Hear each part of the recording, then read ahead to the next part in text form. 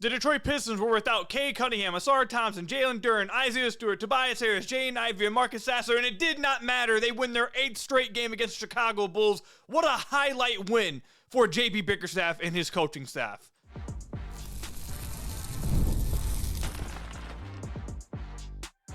You are Locked On Pistons, your daily Detroit Pistons podcast, part of the Locked On Podcast Network, your team every day. What's the deal? Welcome back to another episode of the Locked On Pistons podcast. Per usual, I am your host, Khahil, and we are part of the Locked On Podcast Network, now the #1 sports podcast network in America. We appreciate all the support. If you haven't already, head to the YouTube channel at Locked On Pistons, hit that subscribe button, or leave us a 5-star review on whatever podcast platform you're listening to us on. That's another great way to support the podcast. And today's episode is brought to you by FanDuel. Right now, new customers can bet just $5, and if your bet wins, you'll get $300 in bonus bets to use across the app. Head to FanDuel.com to get started today. This is by far the most impressive win of the Detroit Pistons season. I'm recording it literally right after the Pistons beat the Chicago Bulls. We're going to talk about, have the Pistons found their Jose Alvarado later on in the podcast? You guys will know what I mean when we get there. And then also, the vets are absolutely balling and coming through for the Detroit Pistons. Coming into the season, a lot of people outside of Detroit were concerned about losing Malik Beasley, THA, and all these other guys, and kind of dismissed the vets the Pistons brought in. Heck, even I doubted one of them, and both of them are just straight up balling. We'll talk about how well they're playing later on as well. But how about this win? Before we get into actually what happened in this game, we have to start off with clapping it up for JB Bickerstaff. If this was a JB Bickerstaff win. This was a Pistons win. All the players on the court deserve a ton of credit. We're going to give them all a bunch of credit coming up. But if there was any game that was a signature culture JB Bickerstaff win, it was this game. They were without Cade Cunningham. They were without Ausar, Jalen Duren, Isaiah Stewart, Tobias Harris, Jaden Ivey, and Marcus Sasser. They were down at least, maybe 7, but at least 6 rotation players. And despite that, they came out here and beat the Bulls by double digits and were in firm control for the majority of the game. This is what's starting Ron Holland, Javonte Green, a Paul Reed, a Daniss Jenkins, a two-way guy, playing Chaz Lanier, a second-round pick, Tolu Smith, a two-way guy, Bobby Clinton, a second-round pick, Rendell Moore Jr., who was just signed off the streets a few days ago. This is who they went to bat with, and they got this win. This is a signature JB Bickerstaff win, and it shows the type of culture that he has instilled in this team, the kind of culture he's instilled into this franchise. I'm not going to lie, this is one of those games that had me thinking after. It had me feeling like I was watching the Lions and Dan Campbell. Dan Campbell, the defense gets hurt. All these guys go down, and it's next man up, and they just buy in so much to the culture that Dan Campbell has injected into the Lions franchise that it really, even when they're down a bunch of players, everyone's just playing hard as ever and giving it everything they absolutely got. And you're still winning games with a third string. Like, everyone who's a Lions fan knows what I'm talking about. There's been, you've seen some of that, physicality, defense, all that stuff with JB Bickerstaff. Like, we've seen some of it.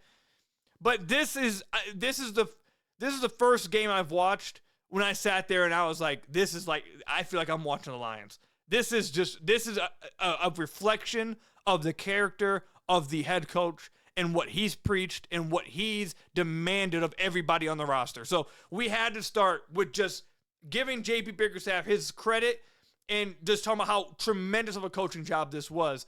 And these type of performances with the Pistons playing this well will lead to him winning Coach of the Year this year. Maybe should have won it last year.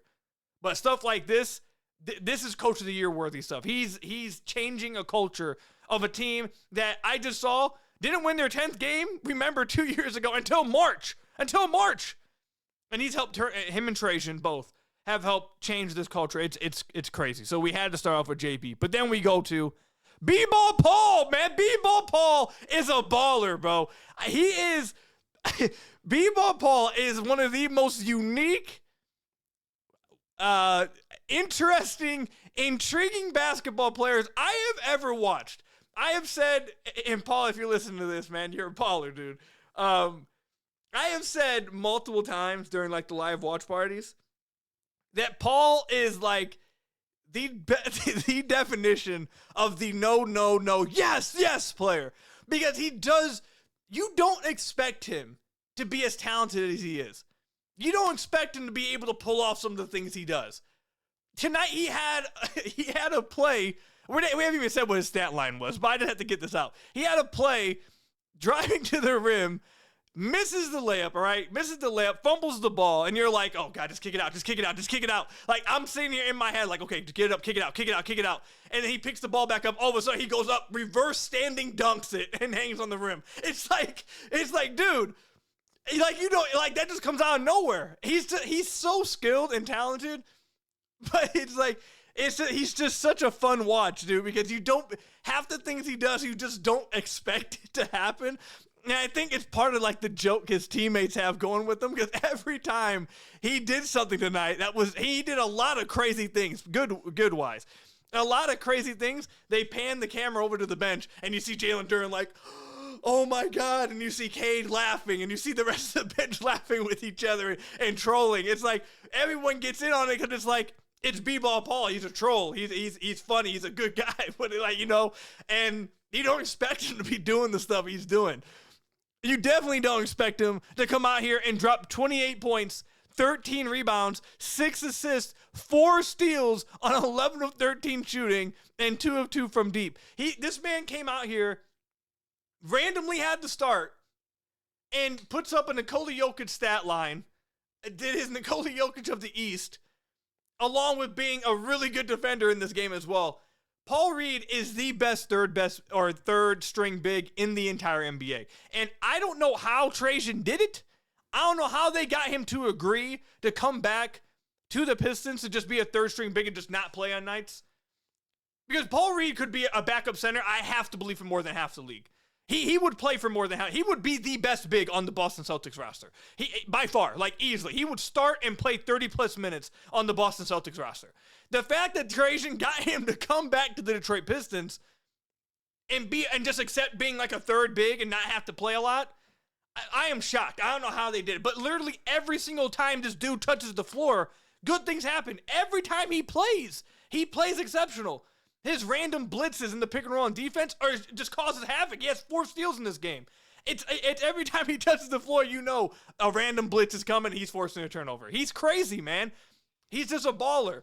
Defensively, he's so good. He's so active defensively with his hands, but also very aware and active around the rim as well. He hustles on the glass. He's a taller guy, but he's not very built. He's like a lean guy, but he fights. He's strong.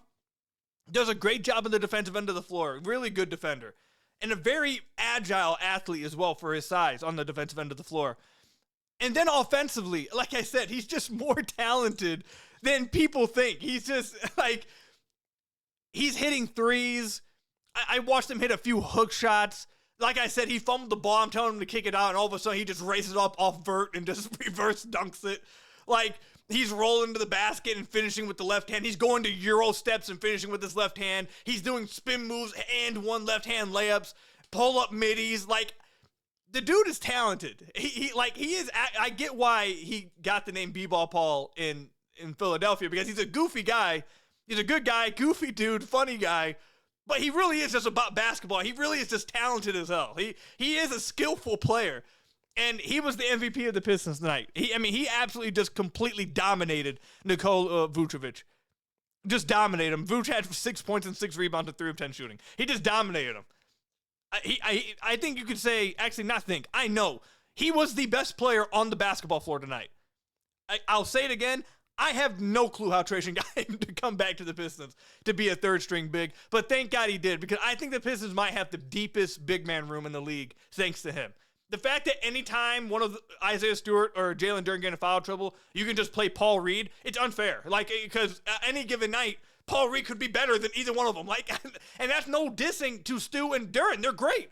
But Paul Reed is really good on any given night. He could just go out there and do some crazy stuff, and it's like, oh my God, he was better than X player tonight. It's unfair. And then when they're hurt or they miss a game, it's like, okay, we're good. We got Paul Reed. That is one of the best signings, one of the best moves Trajan's done. One of the absolute best moves along the margins that people outside Detroit won't mention a lot. But not only is he a fantastic locker room guy, I've heard nothing but great things about him in the locker room. Everyone loves him. He's a great leader, great veteran. But he legitimately is a good basketball player. Legit a good NBA basketball player that should be playing 20-plus minutes a night for a team somewhere. Again, I don't know how Trajan did it.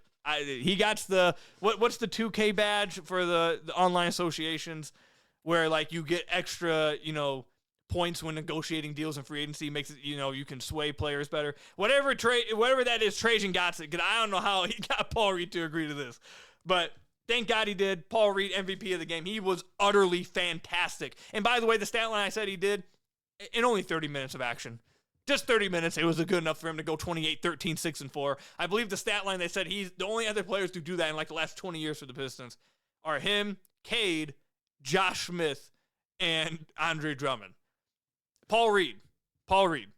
He's a baller, bro. He's just a baller. I don't know what else to say. Coming up, talking about along the margins, Trajan might have hit again with another move along the margins that might have found the Pistons their next version of Jose Alvarado. We'll talk about it coming up. Today's episode is brought to you by Wayfair. The holiday season is right around the corner, and that means it's time to get your home ready. Whether you need more seating for guests, cozy new linens, or fun serveware for holiday hosting, Wayfair's Black Friday sale is here to help you make your space shine. And the best part, you don't have to wait. Wayfair's Black Friday deals are happening all month long, up to 70% off everything from sofas to spatulas. If you've ever hosted family for the holidays, I've done it a few times. It is very stressful, but it helps when you have everything you need. You know how much difference a few new touches can make, and Wayfair makes all of that much easier on you. Don't miss out on early Black Friday deals with Wayfair. Head to wayfair.com now to shop Wayfair's Black Friday sale up to 70% off. That's WAYFAIR.com. Sale ends on December 7th. Don't miss Wayfair's Black Friday sale up to 70% off at wayfair.com.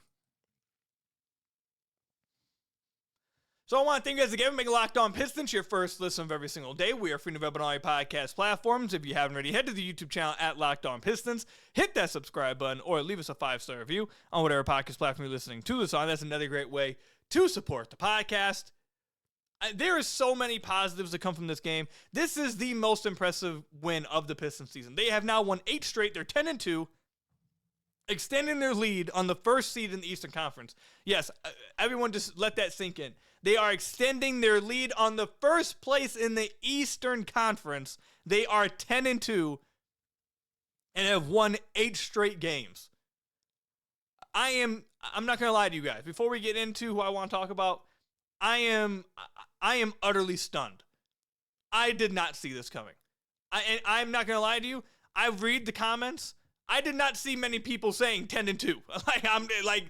I did not see very many people predicting this to be the first seed in the East 3-4 weeks into the season.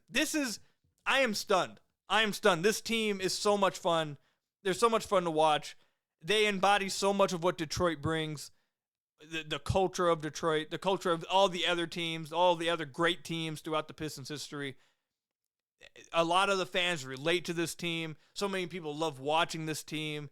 They've brought fun basketball back to Detroit after such a long time of suffering. Again, it literally, don't forget, it literally was just 2 years ago. I had a black hood over my head. We turned the lights off, and we were talking about some Darth coup. And now, just literally 2 years later, we're watching the Pistons win 8 straight in a row and be the first seed in the Eastern Conference right now. This team is shocking the hell out of me. I can't lie to you. I am absolutely stunned. And this game stunned me more than any game this season. This game stunned me more maybe than the last game. Them winning this game with as many people out is just crazy. Just crazy. But one of the guys that contributed heavily to the last surprising win that I said I would never forget, that game I was at against, I'm already forgetting who it was against. Maybe I will forget the game. The Wizards, who contributed heavily to that game, including the 3 to send to overtime, and then contributed to this game in his first NBA start with a double-double, Daniss Jenkins. 18 points, 12 assists, 4 rebounds, 2 steals, plus 5 on the game, 9 of 19 from the floor. Look, Daniss is just a good basketball player, bro. Like, I think we've reached the point where you can just say he's good. Like, I don't know how good he'll be.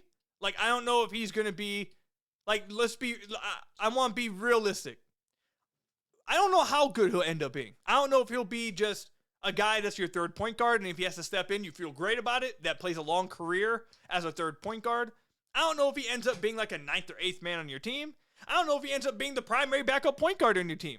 We'll see. Like, all these outcomes are possible because he's done nothing to make you believe he can't last in this league in a legit role. He's just played so well for the Pistons every time he touches the floor.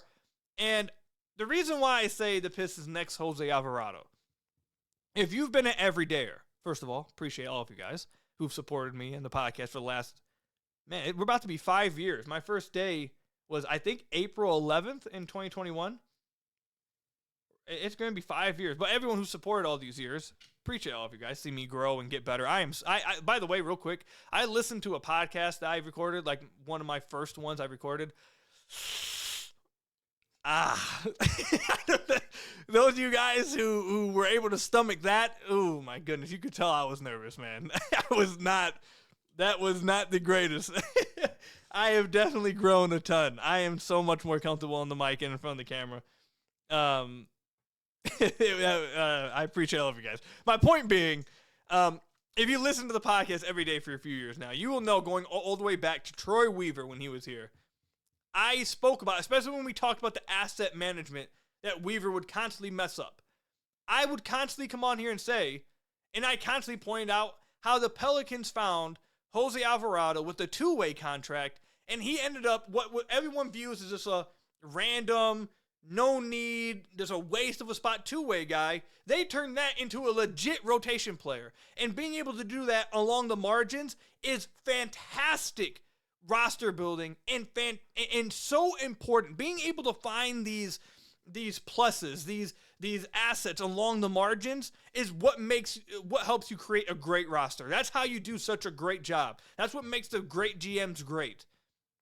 And the Pistons, for years, were just wasting a 2-way contract. I complained about it all the time on the podcast. And this is no disrespect to these players, but for those of you guys who witnessed, you guys get what I'm talking about. Buddy Boeheim doing a favor to someone around the team. I won't go through and just name everybody, but there were quite a few favors during Weaver's time done to people around the team on 2-way contracts instead of actually utilizing the 2-way contracts to go find someone that maybe has this talent, hasn't been given the chance. Let's see what would happen. Especially during a rebuilding team, during those rebuilding years, not actually using those 2-ways on legit guys you believe could. That was so blasphemous. Actually, you know what? I'm going to end up going on a rant. It was insane. It was horrible. But I sat here for years saying the Pistons need to be more intentional and more serious with their 2-way contracts, and I would constantly bring up Jose Alvarado, who, again, like I said, was a 2-way guy in New Orleans, ended up being a legit NBA player, and now they got him on a great deal over in New Orleans, and they turned what was a quote-unquote waste of a spot of a 2-way contract into a guy who's taking up a roster spot and impacting you day in and day out. The Pistons haven't been able to do that. They might have now. Trajan might have done it. Daniss Jenkins, there's a part of me, because you guys know I'm a sample size guy, and there is a part of me that's telling me, Q, don't go overboard. It's only been 2 games.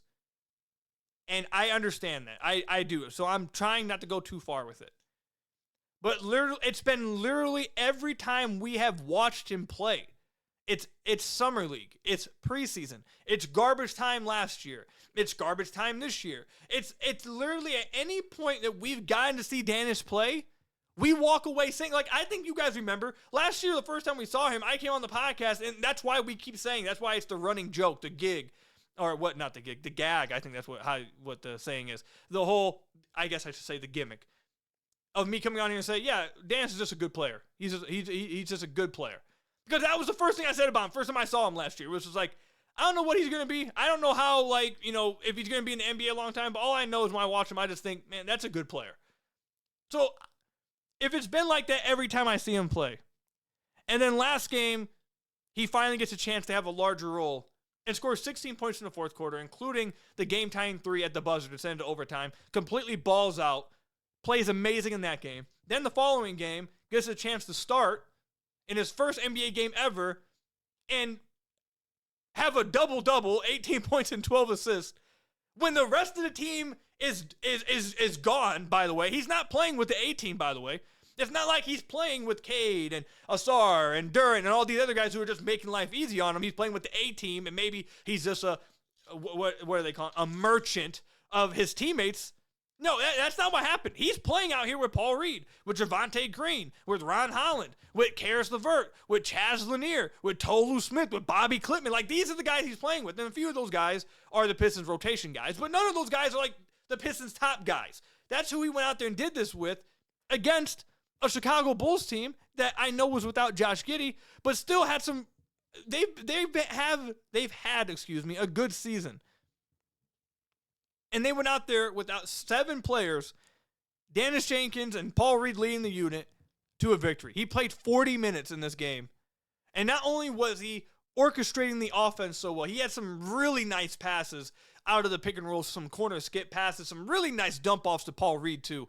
Like, he had one with his left hand that I thought he overthrew, but it was such a perfect left hand bounce pass that led Paul right into a left hand spin, and he was able to finish with the and one.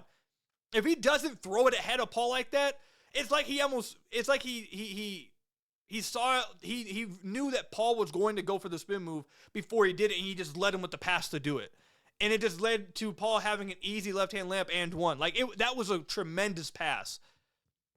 And then defensively, he tries every single possession. He gives it his all. There was an offensive rebound that I'm going to shout out that you see most players just give up. It went to the corner off a missed shot. Everyone else is just watching it. And he comes sprinting out of nowhere and just throws it back into play. And the Pistons get another possession at it. Like, those little things aren't going to be on ESPN's highlight reel, but it's those little details that you guys know that I love. Like, those little details, the accuracy on these bounce passes, the reading the pick and roll and making the right read out of it, orchestrating the offense, slowing things down, making those little plays with offensive rebound and getting yourself an extra possession, digging down on drives, tagging down on the pick and roll man. He had another tremendous steal, tagging down on Nikola Vucevic. Vucevic turned around, wanted a foul. He baited I forget who threw the pass. I don't know if it was Javonte Carter or what, or Javon Carter, excuse me. But he's on the weak side, sees Vooch rolling, reads it, cuts it off, gets the pass, steals it, and then they go out in transition. Like, those are not plays that every player is making. So Daniss has impressed me immensely every single time he's touched the floor, and I do think it's incredibly possible that Trajan did it again. And Trajan was in New Orleans, by the way. He was part of the roster, or part of the front office that got Jose Alvarado. Not only am I sitting here talking about how well he did with Paul Reed, I mean, Javonte Green is another guy we could go ahead and just say was a good margin signing because he's been good for the Pistons too on defense and how much he's trying for them. He also may have done it with Daniss Jenkins. Because if the Pistons end up converting him to a standard contract, which I think you absolutely should, and he ends up being the Pistons' legit backup point guard, which he very well could, that is a tremendous move by Trajan. Tremendous move. Letting Schroeder walk in free agency, trading him for a TPE, getting Caris LeVert, who we're about to talk about, and then also being able to find your sneaky actual backup point guard replacement off of a two-way. I mean, if that's not just chef's kiss asset management and roster building, I don't know what it is. This could end up being such a home run of a marginal move by Trajan Langdon. Give him credit, but obviously give Daniss credit. He's been playing really good. I'm interested to see how he can continue, if he can continue playing like this moving forward. So let me know in the comment section down below or over on Twitter at Khahil. How do you guys feel about how Daniss Jenkins has played so far for the Detroit Pistons? Let me know again, comment section down below or over on Twitter at Khahil. Coming up, the Pistons veterans deserve their credit. Look, I was down on one of them. I'll say it. I was. I'm not going to hide from that. Both of them are playing extremely well and coming through for the Pistons lately, and it's making them really scary. We'll talk about it coming up. Nobody likes paying rent, but if you must, you might as well get something for it. That's where Built comes in. Built is changing the game by turning your rent payment into real rewards you can actually use. When you pay rent through Built, you can earn flexible points that can be redeemed towards hundreds of hotels and airlines, a future rent payment, your next Lyft ride, and more.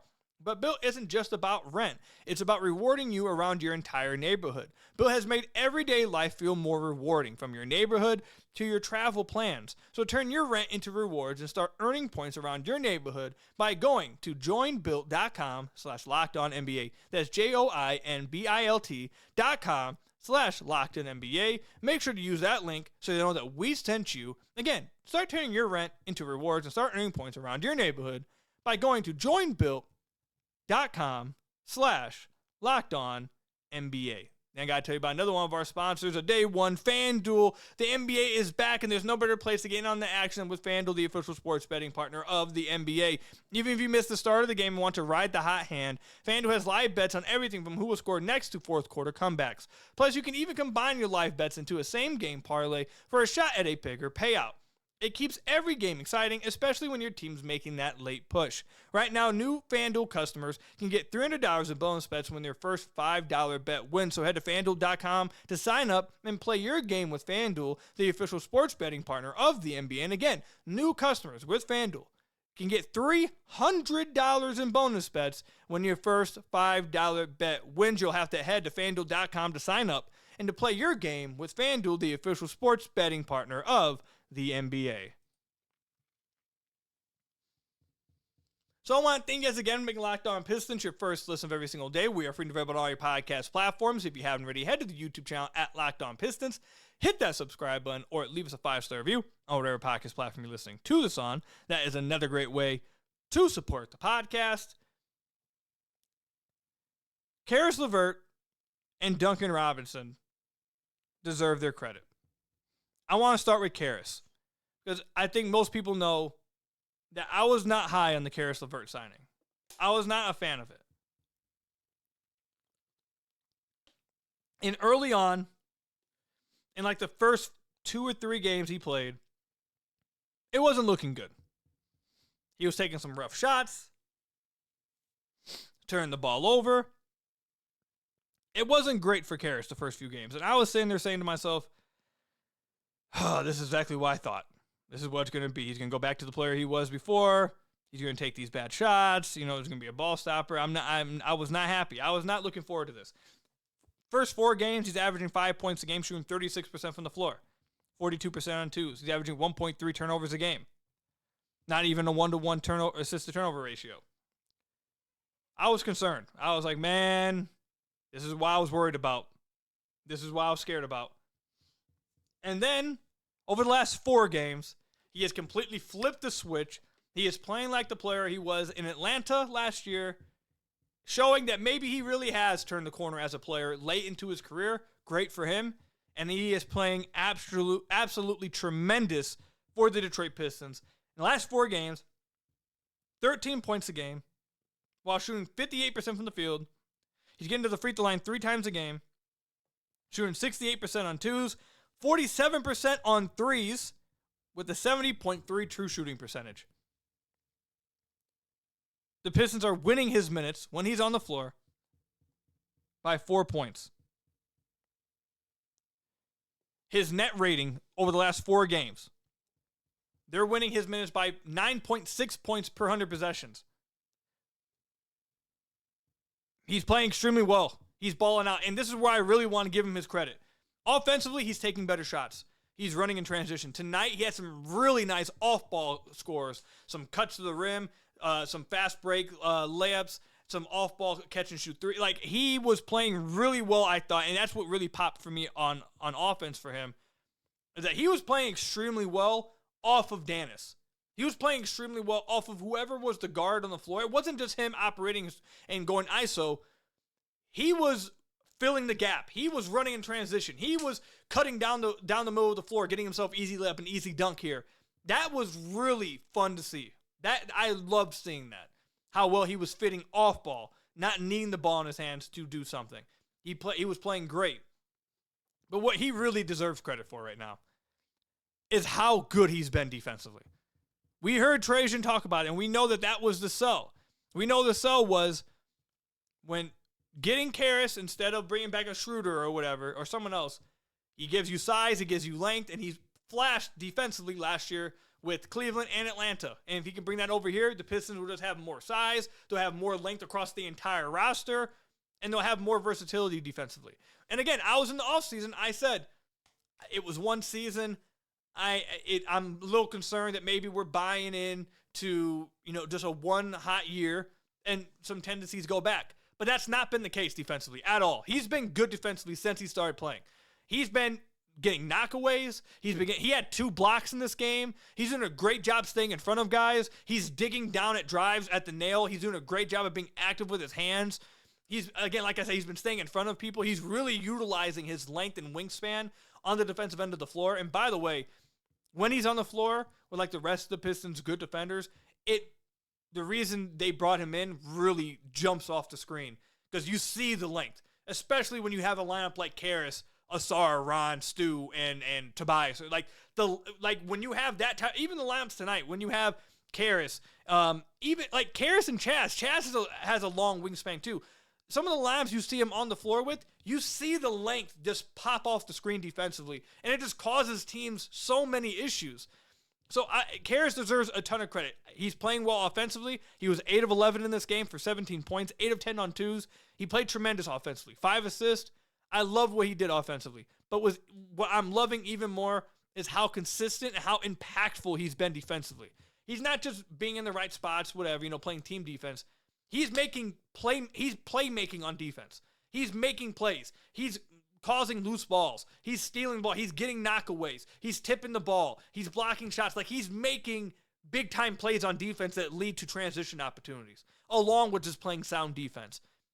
He's been really good over the last 4 games, and I'm not afraid to admit when I'm wrong. He's proven me wrong over the last 4 games. Hopefully he continues, because if he keeps playing like this, the Pistons are insanely deep. They are going to be very deep if he can keep playing like this. He's been tremendous the last 4 games, especially in this game. And then there's Duncan Robinson, who we talked about last episode. Talked about how well he played over the last 7 games, how they've been dominating his minutes over the last 7 games, how he's shooting nearly 43% over the last 7 games. We talked about how he's in the 99th percentile on all spot-up jumpers. He's shooting 58% on spot-up threes, which is absolutely insane. That probably went up. Actually, I think Synergy would have that updated, because in this game tonight, he shot 7 of 10 from deep, and he was letting it fly. And if it wasn't for him getting into foul trouble and fouling out with 6 fouls in just 28 minutes, and him having to come out of the game early and come back in, all that stuff, he might have dropped 30 in this game. He was letting it rip early. He was the player, how Cade was this past game. He was in this game noticing, okay, they're going to need me to get shots up. They're going to need me to get these threes up. Or without a lot of people, I have to be aggressive. And he was letting it fly, and he was hitting everything. He was getting to the basket and kicking out. But he was coming off these off-ball screens and just letting it fly from deep. Catch and shoot, letting it fly over contests. 23 points on 13 shots. He was tremendous in this game. Let's look it up. I have to see. I didn't think it was possible for him to get... I have never... I'll let you guys know this before we look. In all my years of using Synergy, I have never once seen anybody be in the 100th percentile of anything. But if he just shot 7 of 10 from deep before he was in the 99th percentile, is it possible that this game just moved him up to the 100th percentile? Let's see. This would be the first time I've ever seen it before.